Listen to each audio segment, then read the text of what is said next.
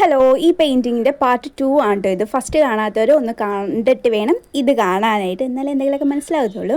അപ്പം ഇതിനകത്ത് ഒരു പൂ വരയ്ക്കുകയാണ് ഉദ്ദേശം. ആദ്യം നമ്മൾ എപ്പോഴും വരയ്ക്കുന്ന പോലത്തെ ഒരു പൂ വരയ്ക്കാമെന്നൊക്കെയാണ് ഞാൻ ഓർത്തത്. പിന്നെ ഞാൻ ഓർത്ത് വേണ്ട, ഞാനൊരു DIYയിൽ കണ്ടൊരു പൂ ജസ്റ്റ് ഒന്ന് ട്രൈ ചെയ്ത് നോക്കാമെന്ന് ഓർത്തു.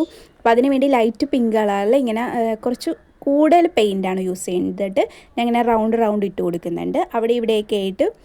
അല്ലെങ്കിൽ ഒരു കൂട്ടുകെട്ടോ, നിങ്ങളുടെ ഇഷ്ടം. എൻ്റെ ഇഷ്ടത്തിലാണ് ഞാനിവിടെ വരയ്ക്കുന്നത്. അപ്പം നിങ്ങൾക്ക് ഇഷ്ടമുള്ള പോലെ ചെയ്യുക ഇതുപോലെയൊക്കെ. ഓക്കെ, എത്രയേ ഉള്ളൂ.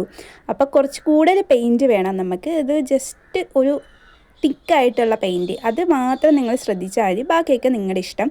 അത് കഴിഞ്ഞ് ഇച്ചിരി ഡാർക്കായിട്ടുള്ള കളറ് കൊണ്ട് അതിൻ്റെ ഉള്ളിൽ ഇങ്ങനെ റൗണ്ട് ആക്കി കൊടുക്കണം. ഞാനിവിടെ ചെയ്യുന്ന പോലെ ഒരു കലക്കങ്ങോട്ട് കളിക്കാൻ മതി കൂട്ടിയിരിക്കുന്ന പെയിൻറ്റിൻ്റെ ഉള്ളിൽ. സോ സിമ്പിളായിട്ടുള്ള കാര്യമാണ്. അപ്പോൾ ഇങ്ങനെ ചെയ്യുമ്പോഴത്തേക്കും പെയിൻറ്റിങ് ചെയ്യുമ്പോൾ തന്നെ നമുക്ക് ഭയങ്കര ഒരു റിലാക്സേഷനാണ് എനിക്ക് തോന്നാറുണ്ട് കേട്ടോ. നിങ്ങൾക്ക് എങ്ങനെയാണെന്ന് എനിക്കറിയാൻ പാടില്ല. എനിക്കങ്ങനെ ഭയങ്കര ഇഷ്ടമാണ് പെയിൻറ്റ് ചെയ്യാനായിട്ട്. എത്ര നേരം വേണമെങ്കിലും ഞാനിങ്ങനെ പെയിൻറ്റൊക്കെ ചെയ്യാനിരിക്കും. പഠിക്കുന്ന കാര്യത്തിൽ നേരെ ഓപ്പോസിറ്റാണ്. എനിക്ക് ഇത്രയും നേരം ഒന്നും പഠിക്കാനിരിക്കാൻ എനിക്ക് പറ്റത്തില്ല. നമുക്ക് ഈ പരിപാടിയൊക്കെ പറഞ്ഞിട്ടുള്ളൂ എന്നാണ് ഇതിൻ്റെ അർത്ഥം. അതൊന്നും മനസ്സിലാക്കണം. എനിക്ക് അരമണിക്കൂർ പോലും കണ്ടിന്യൂ പഠിക്കാൻ വായിക്കാൻ പോലും പറ്റത്തില്ല.